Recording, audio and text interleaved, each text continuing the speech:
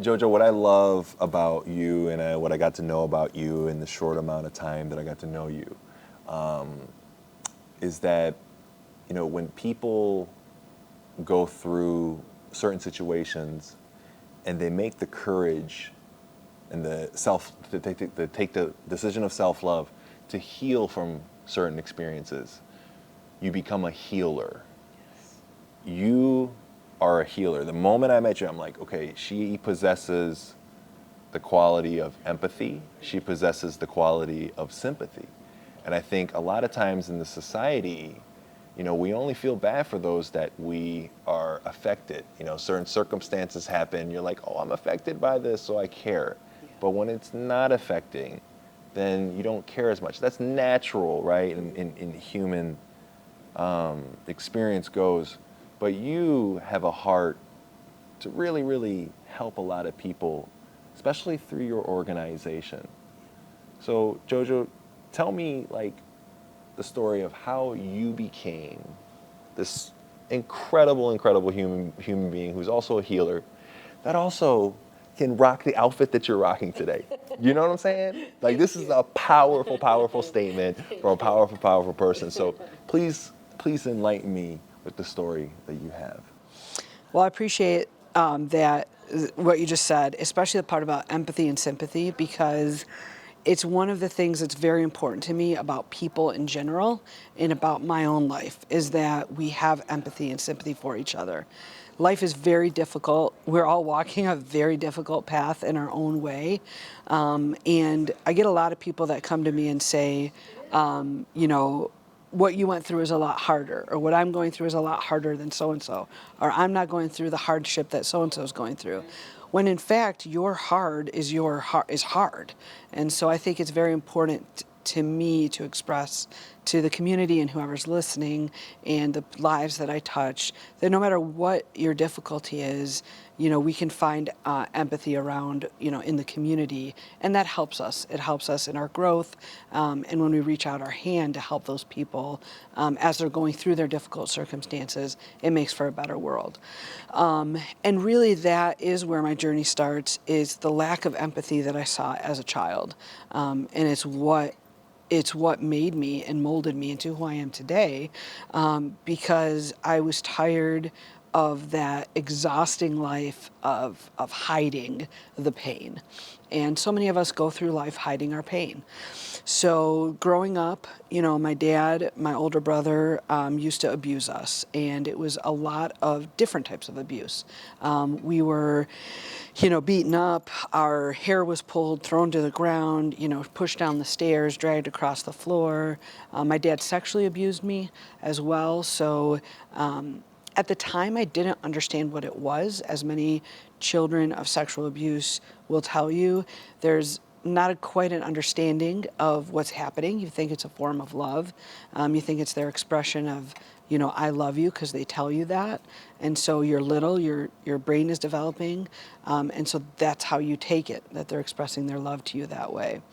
So, and then on top of that, we grew up in both a cult as well as a very fundamentalist religious background. So we were not taught about anatomy. We were homeschooled, home churched, home business, meaning that everything was in our bubble, and we were only given education and knowledge based on what that cult wanted us to know. So didn't understand anatomy, didn't understand what's happening. And then add on top of that, the fact that the cult was very hidden. So it was a very, to the outside world, we were successful citizens, but we didn't tell anyone outside the cult what was happening. So again, that empathy stemmed from that, because it's like I was constantly imagine that glass door. Imagine you're in front of that glass door and you see all what's happening in the world. You see all what's happening here. And you want to tell everyone, you want to scream, like one of those nightmares. You want to scream and knock the door down and be like, look at what's happening in here. But it's like they're blinded to what's happening because you're hiding it from them. So to you, it's like a glass clear, but they can't see in. So my thing was always, if this is happening to me, it must be happening to other people. There's a lot of people that say, why did it happen to me? For me, it was always, if it's happening to me, it has to be happening to others. Therefore, I'm going to get the heck out of here. When did you start thinking like that? So I was 9 the first time that I remember physically being abused. I'm sure my dad had a hot temper because he always had a hot temper, but and I'm sure the beating started earlier. But very first time I remember was 9, and I I can tell you that I remember at a very young age. So I would probably say those early years, 9, 10, 11, 12, I knew I would get out and I knew was gonna help people. So the empathy, the sympathy started back then. And then as we did get into church and as we did get into the business world, so at age 18, we opened up our first real business. So we had an Ayrault cleaning company when I was 14, 15, 16, and 17. We were very successful.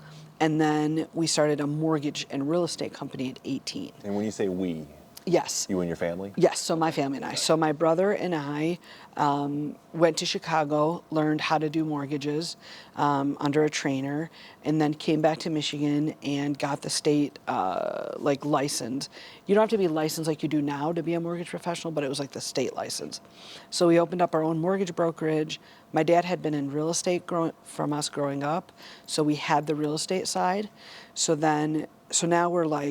now we're becoming productive citizens in public. So whereas we were homeschooled and home churched up until then, at 18 we started going to business events and community events and networking events. And we started going to the Financial Planners Association meetings, which is where we started training mortgage and financial professionals. And then fast forward from 18 to 24, well, now all of a sudden we're known in the business community. I'm processing home loans. My brother's originating home loans. My dad was a very lazy man, still is a very lazy man, can't hold a job. So while it looked like he owned the company, it was really my brother and I running it. And so we were very successful business professionals. So now the world thinks, so now I'm being abused since age 9. Now I'm 18, starting a business. So the world is thinking, well, yeah, they were weird, like they were homeschooled and they wore all these weird like clothes and, because we were part of the cult where you could only dress certain ways. And they might have been Mennonite or Amish or like whatever they were, like they always like thought we were something different. But then all of a sudden, you're 18 in the business world, and all of a sudden now people are respecting your family. So we didn't have money growing up. We didn't have 2 pennies to rub together. But then through the Ayrault cleaning and then the mortgage, all of a sudden we started coming into money. So people took the viewpoint of, oh, you were weird and not like part of society, to now you're like normal. You're doing normal things like mortgages and real estate. So everyone was like, okay, we can adjust to that. Then by my mid-20s, we had been traveling the country. So we were training mortgage professionals all across the country. So we spoke in front of thousands of mortgage professionals, hundreds of mortgage professionals. We had a certification, so you had to take an exam to pass an exam to be part of our certification. So the reason I tell this is because, the string of weirdness, like the string of me knowing something was off, lasted from age 9 till I finally got out at 29. So it was a 20-year span.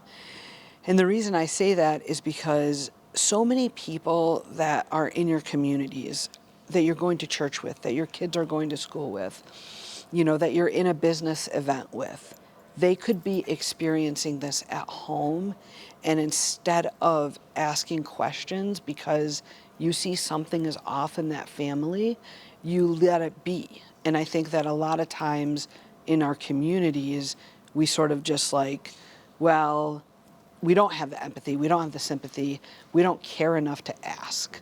And I wish, that was 20 years of like weirdness, so I wish somebody would have asked about it back then. And that's why I do that now. Do you feel like if somebody were to ask you, do you feel like you would have opened up with the strength that you have now at that time? It's a great question. So I don't think that I would have been as honest with myself and with the person asking as I am now, or as I am when I left. I think that brings up a very good point, that you have to be ready to leave your abusers, and then when you're ready, that's when you launch your freedom and your life of freedom. What I will say though is, despite the brainwashing and despite the knowing that this was wrong, it's wrong to have your hair pulled and drag across the floor. It's wrong to, have your dad yelling at you and beating you up while your mom stands in the corner, watching with tears streaming down her face but doing nothing about it. Viscerally that it's wrong, or at least those of us like me knew it. My siblings to this day still think he's the sun and the moon, rise and set with my dad. But I do think that if somebody asked me straight up, do you need help? Is there something we can do? We noticed there's, especially after I turned 18, like once I became an adult, like I do wish that people would have, and that's why I'm that person. So to your point about empathy and sympathy, I want to be who I wished I had growing up. So that's beautiful. I think in order, how should I say this? Does becoming the person that you wish you had, does that help you with the healing and the forgiveness side of? Yes. Because there has to be a little bit of anger, right? Or Yes. you quantify the amount of anger that says, why didn't somebody step up? Yeah. Or that he, she, Yeah. how did you not know? Or Yes. like, Yes. by becoming the human being that you Yes. wish you were, does that help with the healing and forgiving process? I love that question, and I love that even when you were talking about the one that was broken becoming the healer, right? Having gone through brokenness and switching that into becoming a healer in the world. Yes, it does. It satisfies the little girl that said, like, why didn't someone come rescue me? Yeah. And so I think that it's very empowering to be the rescuer, and it heals the little girl inside that wanted that, growing up. And not to say that, people could have known what to do, right? I mean, we're in a generation now where at least we talk about these things. I think growing up, that wasn't the case, and especially in my culture, that wasn't the case. And I mean, even COVID set us back a lot, because pandemic made us all into these silos and don't look, don't touch, don't be around people, don't breathe with people in the same room, because all of a sudden you're going to get this disease, right? Well, I do think that set us back in the sense of creating these silos again, but we are in a culture that allows more of these conversations to happen, and that dialogue to happen. But yes, to your point about being the healer now, it does heal that little girl, and it also satisfies that purpose of, I knew, like, people. So there's a story that when I was a kid, I was sassing my grandma, and my grandma was like giggling because she was like proud of it. And so my grandma, who I emulate a lot, she was a wonderful woman, at least to me, and had her own hard life, but I emulate her because she was sass pants as well, and so when I say that, it's because at the end of the day, we are who we were originally like created to be. And so not a lot of people could have gone through what I went through and then turned that around and said, okay, we're going to give back to the world. Right. But I do believe that my purpose and my creation on this universe and in this lifetime was to be that person for others. And so it's like people ask me, like I was telling you earlier, why do you still believe in God? And I do write this in my book, that my faith is my faith, like my faith in God or the universe or, the angels that are around us or whatnot, or in the good of the, and the power of like the greater good, doesn't stem from the evil that happened. It stemmed because of my personal experience with the good. So, for example, when I was being abused, I can remember countless times that, and I'm sure therapists would have a field day with this, but where it was like an out-of-body experience, where it was me sort of like floating there with God holding me, looking down at the girl that was being abused, like in pain for her, but not actually like experiencing the pain. And I know that sounds very like weird or spiritual or whatever, but I do believe that the goodness of God has sustained me from day one. And that's where I'm at today, you know? And it's not weird. It might be spiritual, Yeah. but I also think that that's a certain defense mechanism that God equipped us with that I wish nobody will have to exercise. Yes. However, you going through something like that, I've heard other stories in which people share that similar type of experience to not feel that. And I think by not feeling it, per se, and being able to kind of have that a little bit of space, like within you, to not fully be destroyed by it. Yes. Were you, while you were going through that process, JoJo, were you always, like, even though you were going through pain, were you still a positive human being to other people? I feel like you were still sweet, like your grandma is. I was. It's hilarious that you asked that because, you know, so I was looking through like a bunch of old paperwork, like my, you know, reports, my school reports, and you know, other teacher letters to my parents, and like, so I have like a folder of all that old stuff, right? It's in my old bins. So I was looking through it over the last few days, and yes, like I was the social butterfly of the class. You know, teachers would always write, you know, their birthday parties, excuse me, at my house were epic, you know. And so while, this is what's funny. So my parents, because they wanted to be this, like, they wanted to look good in front of the community. So they weren't good, but they wanted to look good in front of the community. We'd host a lot of parties at our house.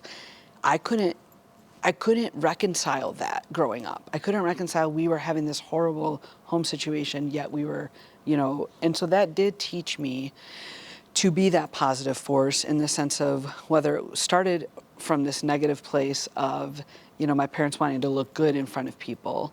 I loved making other people happy. And from then till now, it still gives me great joy, you know, when other people are happy.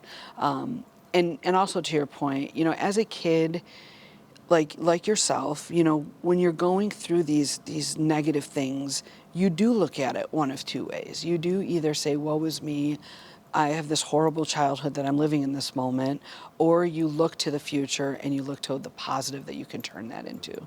Two things. The reason why I bring, or I asked that question, were you positive, is because I want to bring this up because I think a lot of times people who are going through serious inner work and hardship, we tend to exert out positive energy because that's what we desperately want to feel. Yes, right? I love that. But that positive energy may be interpreted as, oh, she has nothing wrong with her. Yeah. So I wanted to bring that up to let, you know, with the hopes that people will become more empathetic and understand just because somebody is smiling a lot Yes. and bubbly a lot, that doesn't mean that they're all okay. Yes. So I think a lot of people discussed earlier about people not asking you, hey, you good? Yes. It's because you were that's a good positive, point. That's a very right? good So point. people just assume, oh, she cool. She got all this party life going on. She's having a good time. She got all these community loving her. Yeah. So I just think it's an important part to bring up because we all need to be there for each other. Even if you don't think anything's going on, something's got to be there. And our willingness to listen and to hear and to be there for one another, I think that'll open up a lot of gates. Well, even Paul, you know, my husband, right? Terrific husband. Thank you. So when we first reconnected, so I'm going to just tell our story a little bit because I do feel like that's a big part of this empowering message. So growing up, so I met him when I was 9. So simultaneous to when I remember first being abused, I met Paul. We were at church camp. I saw him. He was 13, and I said, I'm going to marry this guy. Wow. I just knew it. I knew it viscerally. I knew this was the man that I wanted to marry. Well, my family would tease me about it, would tease me about it through my whole teen years because we became friends. Like, we were super teenage, you know, friends. Yeah. But mind you, I'm 9, he's 13. So at that age, 4 years, like he's not looking at me like, Right, right, right. oh, she's cute. But you were like, But I'm like, ah. And so, he'd come over. He was a kind of a tech nerd. So he installed our first computer, our first fax machine. His parents and my parents were friends. We'd go to each other. We'd have pool parties and ice cream and dinner and all that. So through our whole teenage years, he was like my best friend. And the reason is because when we did hang out with sort of the church people or the cult people or the culture people from my culture, I knew those were not my people in the sense that they very much were like my dad and my brother. So very patriarchal, very misogynistic, whereas Paul treated me the same that he treated everyone, which was with kindness. He's just a kind human, good human, has a lot of strength, but a lot of kindness. And people would mistake that, including my family, for weakness, but it wasn't. He was just a good-hearted human. So growing up, I knew he was different, said, I'm going to marry this guy. So I'm 19, he's 23, and he asks my dad to date me. He tells me, I'm going to talk to your dad. I'm thinking it's about time because, gosh, I've loved you my whole life.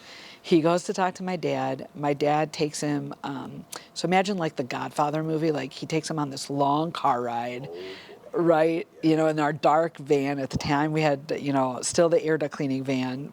We were just starting the mortgage. And takes him on a long car ride, says, never talk to my daughter about dating again. You will never, never date my daughter because you're not of our culture. So then he says, fine, we stay friends. So now I'm 25. So fast forward till I'm 25. So now 18 to 25, we had started this mortgage company. We're training people, traveling around the country, staying in presidential suites, built this huge 10,000 square foot home out in Ann Arbor, living the life, right? Living the high life. So I'm thinking, based on, okay, years ago, I'm not that, I'm not as controlled or as sheltered as I was years ago. And so I'm thinking, I'm 25 now, I'm worldly wise, I'm out here, so I call him. And I'm like, it's been a few years since we tried this before, but I'd like to date you, and I don't want to tell my dad. You can tell your family, but I don't want to tell my dad. So I was like, let's just see if this is going to work. We date without telling anyone. We date for 3 months, but long distance, because again, I'm traveling. So we're on the phone, email. We still have a lot of our emails and Facebook messages and stuff like that. So then 3 months pass and we're like, gosh, we got to tell him. Now it's time to tell him because we're madly and deeply in love. We realize now we're like true adults. We've gone through all this life. So we go to my dad in our big mansion and he sits here, Paul and I are across from him. And we're like, we're going to get married. We don't need your permission, but we do want your blessing. And he was like, well, you're not going to get either. And if you do marry each other, your mom and I and your siblings will never talk to you again. So I go, please, come on, we're adults now, nope, nothing's going to work. So Paul and I had the worst breakup that you can imagine. Literally, our hearts broke, thought body parts were ripping out. That's how painful it was. He calls me 6 weeks later, says, hey, I was praying and I was laying on the floor and God told me not yet. I, of course, got mad, swore at him, told him God doesn't talk to us that way. You're crazy. So that's 6 weeks later. So then we literally said our final goodbyes, said we'll never see each other again. 3.5 years later, I'm dating this guy from California, flies to Michigan. My dad tries to get him out of my house, and because we were all living together as a family still in Ann Arbor. I say no. I say, this is the guy I'm dating. My dad takes me again, drags me, basically throws me down the stairs. I said, that's it, I'm done. Which brings me to the point, before I finish the story, that we all have to reach that. We all have to reach, I was 28. I could have left 10 years before. We're in the United States, 18 years old, you're an adult. I could have hightailed it out of there.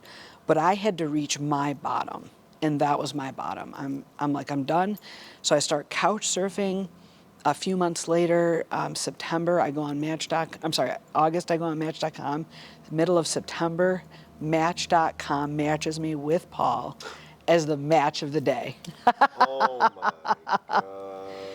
So he looks at me on our first date and he goes, see, this is what God meant when he said not yet. This is the time. So we have to be ready. Your grandma, Yes. was she alive during this time? She was. Loved Paul. Loved Paul. She died when my second born was just born. So she lived a few years thereafter, got to see us get married. We eloped on Valentine's. So he tried to, being the good guy he is, tried to reconcile me with my family. My family cried, said yes, welcome back to the fold. Then he's proposing to me on Christmas Eve, so the day before Christmas Eve. My dad calls him, says the same thing again. If you propose to JoJo tomorrow, never going to talk to you again. So we ended up just eloping. We ended up eloping on February 14th, 2012. And then we did a big community celebration, August. We rented a golf course clubhouse, we had 300 people there, huge Arabic band, huge Lebanese band. So the terms aren't the same though, as far as your parents. Did they still give you the blessing, and did you guys were they there? They were there, but my dad was a real mean, I'm not gonna swear, but he was just a bad guy at the wedding. Turned his chair around, made a huge scene, wouldn't do the daddy-daughter dance with me, really embarrassed himself. I mean, his cousins and people were just like, you gotta stop. He embarrassed himself. He really did. And, but at least my mom was there. I have pictures in my wedding dress with my mother. And through the years, I've tried. I've tried for the last, it's been 12 years now, to reconnect with them. And they don't want to, they want to stay in their bubble that he's still a good guy. And they don't want to admit, they're still in denial that he did what he did. So I think a lot of people, to a certain extent, can relate to what you're going through as far as having difficult family members. Yes. And a lot of times family all of a sudden becomes like not a requirement, but obligation. Yes. And it kind of stems away from a choice, right? Yeah. But just like in a relationship that you will have with your significant other, both parties must choose to have the relationship. Yes. And both parties must water, Yes. that relationship in a positive way. Yes. So for you, I guess my question is, even through all that, you still have this strength of seeing the positive in every situation. Like that wedding, I think if anybody else except for you went through it the way you did, that wedding would have been a failure, and it would have been a moment to hate somebody even more or hate a circumstance even more.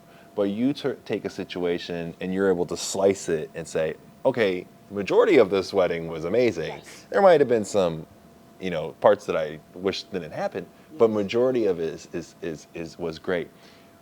Your ability to see the glass as being half full rather than half empty. Yes. Do you think that contributes also to your success in business and just overall peace of mind that you have today and who you are today? Because I see that at least I have something in the glass, and I think that's the difference. I think at the end of the day, when you come from that it's like a horror house, right?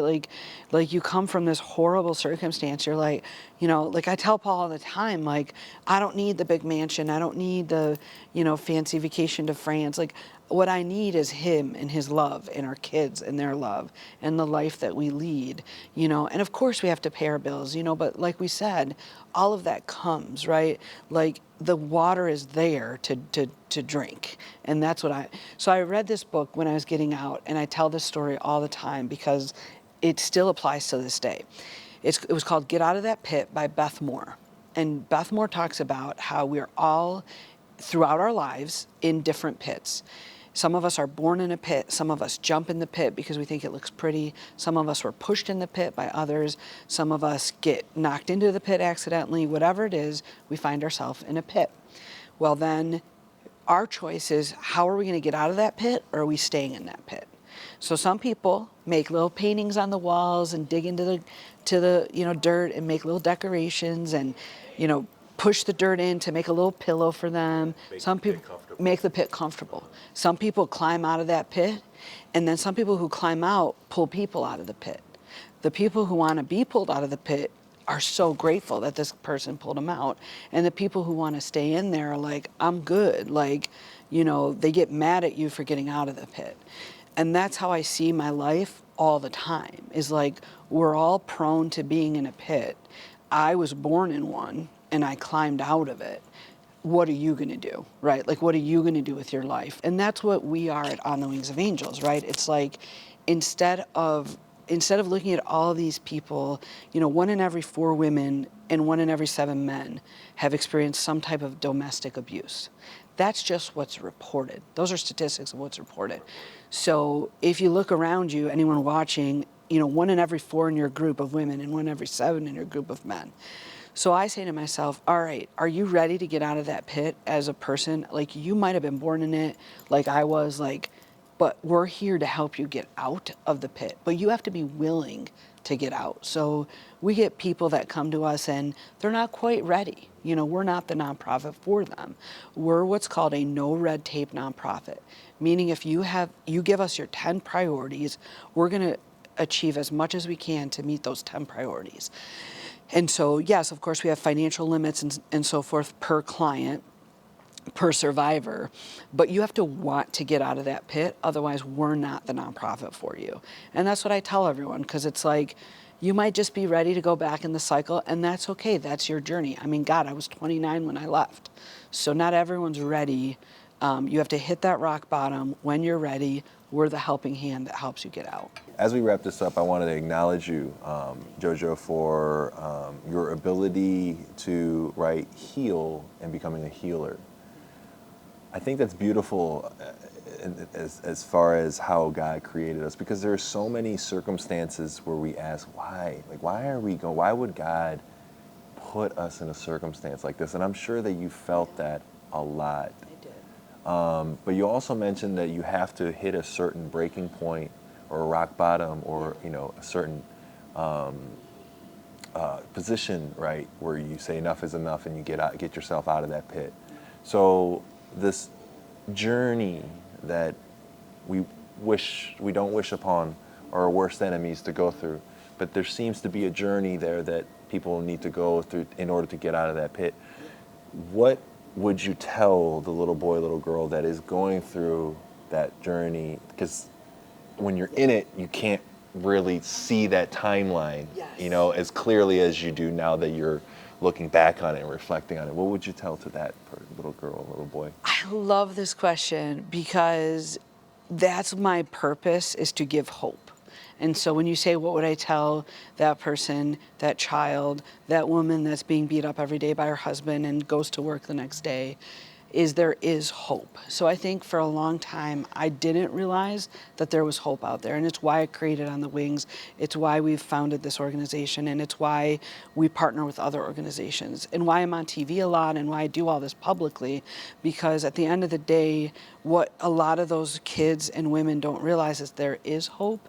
And so that's why things like this are important, because hopefully someone stumbles upon this. We're serving a woman right now that I was on a different podcast, and their aunt heard me on that podcast literally the day that I guess the niece was escaping, and called us right away and connected us. So it's like, there is hope out there. We want this to go as public as possible so that people know. And that's what I would tell them. And I would tell them, at the end of the day, so in my book, I wrote like 10 steps. We all have our steps or whatever, but these were the 10 steps I used to get out. So one of them was like, literally stop being in denial. Like, don't be in denial of your circumstance. It's okay to acknowledge to yourself, even and in your room, and writing it down. I had journals that I hid away from my family to just write down what was happening. So acknowledge it. Don't be in denial. Learn, seek out, like to your point, read and talked to people, and got outside of your, circle. So for me, the library was like my safe haven. Read a lot of books, talked to a lot of people, and despite the danger I would put myself in, right, like talking. So for me, I wanted to be a successful woman. And sadly for me, I didn't have that in my mom, because she was like the typical textbook victim. So I love her and but that's her journey. And so for me, I sought out women that I wanted to be like and just ask them questions and just kind of put those feelers out there. So when I did escape, they were there for me. Seek out, read, educate, and then take that first step. So for me, it was jumping without a net. And a lot of kids, a lot of women don't realize that the nature of the way that the world is, the universe, creation, whatever you want to call it, is it requires us to step first and then it responds to us. Yes. So I always say I stepped without a net and the net appeared. So yeah, so you got to take that leap, the net will appear, and then you'll start like getting out, you'll start experiencing successes, and then you're going to fail because you've never done it before. Like I was 29. I didn't know how to rent a house or rent a car or get new clothes. Like all of that was done for me because it was controlled. So realize you're going to fail. I'm going to talk to someone, I'm going to embarrass myself because I don't know how to have that conversation. But be willing to fail so that you can get to the next step and then repeat, rinse and repeat. You're going to step out again. You're going to learn more about yourself and you're going to have to shed that old skin. I'm 12 years in and I'm still shedding skin. So, yeah. I just want to say I see the same in you, and I think that's what I'm trying to say when I first met you. The aura of safety that was around you was that healing, like safety, that ability that you're not here to just exist or just take the pictures or video. You're here to, in fact, it was 12 or whatever it was that night after the event was over, and you looked at us, the group that was around still, and you said, what are 3 things that you can be grateful for today? You took my question away. I love that. Oh, did you? Did I? But I loved that. It was powerful. I started asking people that now. Yeah? I'm closing conversations with that now. Good. Because it's fascinating. Like, it shifts your perspective. Yeah, for sure. And that real quick, that stems from, me being that new kid all the time, right? Or being a different, student in different countries, or Japan and America. But I wanted to desperately find, okay, what is the subject matter or question that all of us can talk about without having a debate? Because nobody's gonna be like, oh, that's not right. What do you mean you're grateful for the weather? You know what I mean? Like there's no debate that happens. Exactly. And it brings people together. It helps one another because your gratitude is gonna help me realize, oh, you know what, she's right. Yeah. I'm thankful for that too. So you just doubled it. 3 became 6. So please, but before you share your 3 gratitudes, I got to acknowledge one thing. 1, for being the healer, but 2, for having an amazing love story. Okay, so before I ask you the 3 gratitudes questions, I think relationships and love in today's societies being affected, through certain movies or certain dating sites or certain content that's out there in social media, it's a little bit less, let's say, Bridgerton, where it's all, fresh and where now it's a little tainted and it's kind of tarnished a little bit. There's not an essence to the beauty in the relationship. I'm in a fantastic relationship with my person, and I have certain wisdom that I learned throughout the secret behind having a good relationship with a piece of wisdom. But what piece of wisdom can you provide to the audience? What makes a successful relationship work in the love department? Ooh, I love that. For me and for the ones that I see that have successful relationships, whether it's marriage or or friends or business, is communication. So for us, we literally communicate all the time, and there's never a time. So like imagine, you talk about me being a healer. Like imagine you're this guy who saw this woman grow up, and then she starts telling you, all about the craziness that she grew up in, and so like that's your girl. That's your girl. So that like you want to go kill that person, you want to go do this, you want to go do that, and so. I always tell Paul he's got to have a course someday because he's got to teach others how he helped me heal, right? I hate it when girls are like, well, I wouldn't be who I am without my guy. But like, if it's true like it is with us, then great, say that. Say it loud and say it proud. And for me, I wouldn't be who I am without Paul because he was part of this healing journey. And part of that was communication. He let me tell my story to others. He let me tell my story to him. He was an open door. He sat and listened during some of the hardest, most painful stories that I could tell, you know. And so imagine, you know, peeling the details and the layers and telling him. And until this day, it's the same. So if he's frustrating me or I'm frustrating him, as will happen in any relationship, we communicate that immediately, forthrightly, and bluntly. And we've learned to, okay, we're gonna. So for him, he was and many people will realize this about their person. You know, for me, I'm a talker. I'm a like, let's get this out. Let's, you know, knead it and like dough and like let's figure it out and get all the bubbles out and fix it. For him, he's a thinker, so he needs to think through it and then he can process it and then he can fix it. And so we had to learn that communication style because to me, when he would say, all right, I hear you, but let me go think about it or let me step away, to me that was abandonment. Like it initially was like, oh, he's leaving me. And then for him, my aggressiveness of like, let's talk it through and fix it and talk through every detail, even if it's 3 a.m, to him, that was traumatic, you know? So we've learned our communication styles. And I would say if it's anything, it's communication and understanding and empathy. That's really what's got us through the 12 years. I appreciate you for sharing that. Yeah. And lastly, Yeah. I mean, Paul's 1 gratitude, you just gave that. What's 2 and 3 as we wrap this up? Well, I would say for sure this conversation. I mean, I think every time we talk through something, it heals a different part. And so I want to say thank you for this and for you for being a safe space and for me and for others. You know, and even bringing, you know, Henry here and that. Shout out to him. Yeah, that's really cool that you're doing that for another generation as well. And I would say third, you know, my kids. So before I left, both of them gave me a huge hug and both of them prayed over me. And I just love their understanding that mama's got a mission and a vision and it's important that she does what she's got to do. Like they send me off with love and gratitude. So I love that about them. There's one thing that I want you to take away from this interview is that there is such things as generational curses.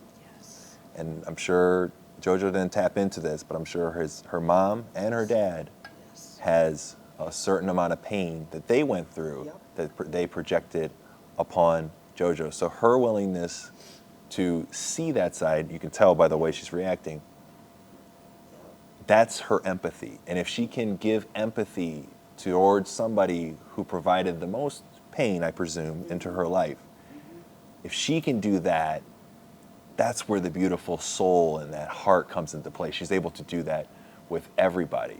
And not only that, but you just did a wonderful thing. You broke that generational curse, and now your kids are not going to be a part of that cycle of hurt people hurting people. Yes. And so thank you, JoJo, for looking inwardly, doing the inner work, healing with your husband. Yes. Shout out to him as well. And going through that journey to become the person you are today, because I see a great businesswoman, yes, but I see an amazing mom, and I also see an amazing human being sitting next to me, and it was an honor for me to interview you. And thank you for sharing as vulnerably as you did. Thank you. And thank you for this, Leo. You're awesome. Best of luck with everything you have going on as well. We appreciate you. All right.